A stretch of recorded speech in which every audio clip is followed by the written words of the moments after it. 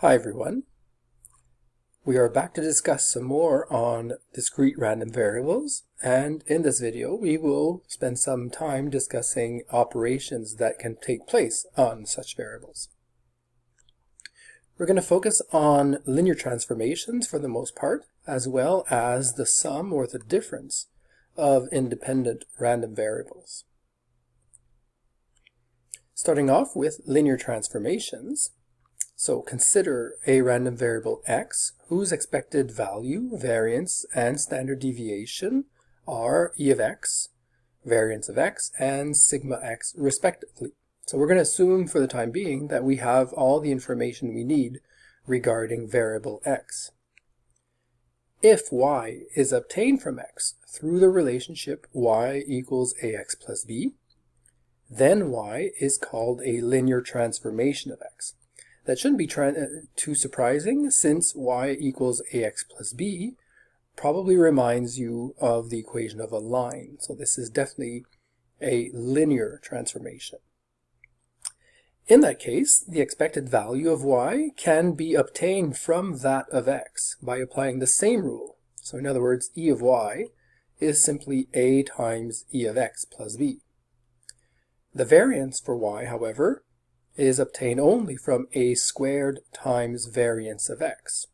The a is squared because, if you remember, a variance is a deviation squared from the expected value. So it's not surprising that the coefficient a is squared through this transformation.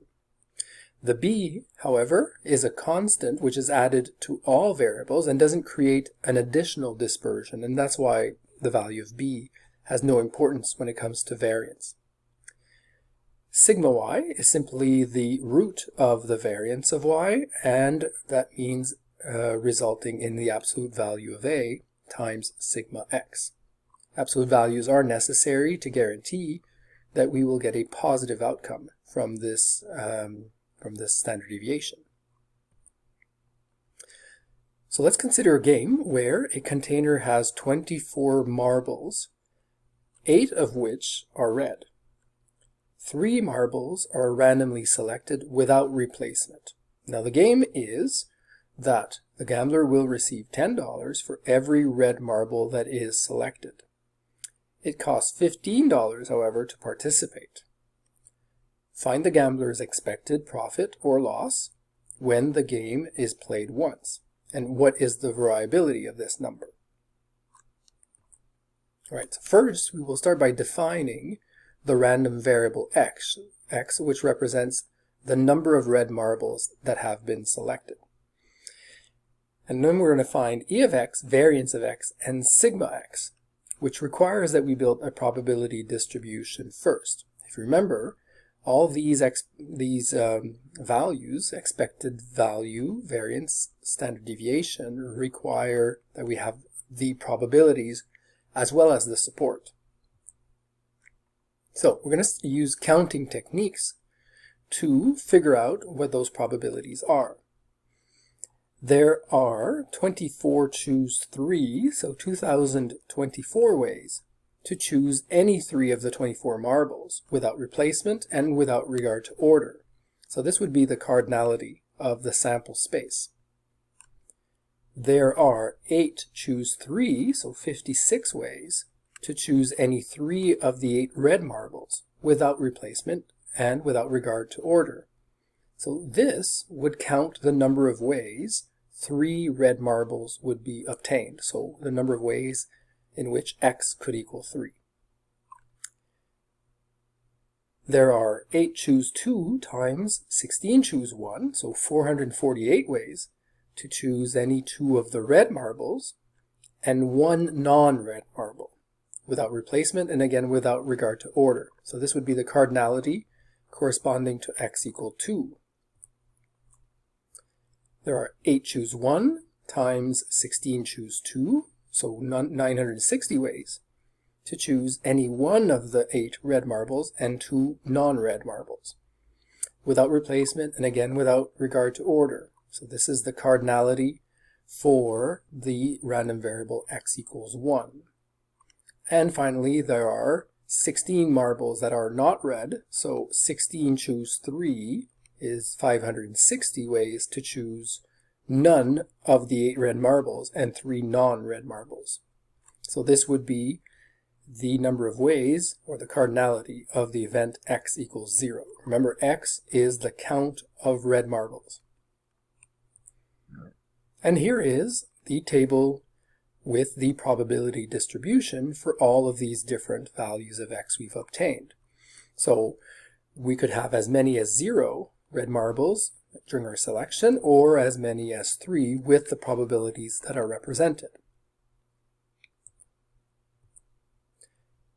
Now in the previous video we saw that the expected value is the sum of the product of all values of x with their corresponding probabilities. Alright, so we have outcomes ranging from 0 to 3 with the corresponding probabilities, and our expected value turns out to be exactly 1. So basically, if we played this game very often, on average, we would expect that 1 red marble would be selected in our 3. The variance of x, I'm using the shortcut formula where we have the sum of all the x squares times p of x minus e of x squared. Okay, so the variance is obtained by following this rule where all of the x's are squared with their probability, and we're subtracting the expected number squared. In this case, we obtain a number that is roughly around 0.6087. Remember the units here, this is variance, so it would be a variation in red marbles squared, and doesn't mean much. So in terms of units, the standard deviation is much more representative with 0.78. So overall, it wouldn't be surprising to have 1 red marble and a deviation of 0.7 is to be expected. Okay. It doesn't happen on one trial, but over a range of trials this makes a little bit more sense. Now recall that the gambler will receive $10 for every red marble, but it will also cost him $15 just to participate. So the profit depends on the number of red marbles that are obtained, and the expression that connects the two is that y, the profit, is 10 times x, so the 10 times the number of red marbles obtained, minus the cost to participate is 15. This is clearly a linear transformation where a is 10 and b is minus 15. So using our properties, the expected value of y is 10 times e of x minus 15, which means a loss of $5. We would expect a gambler to lose $5 on average for the times that he or she plays this game.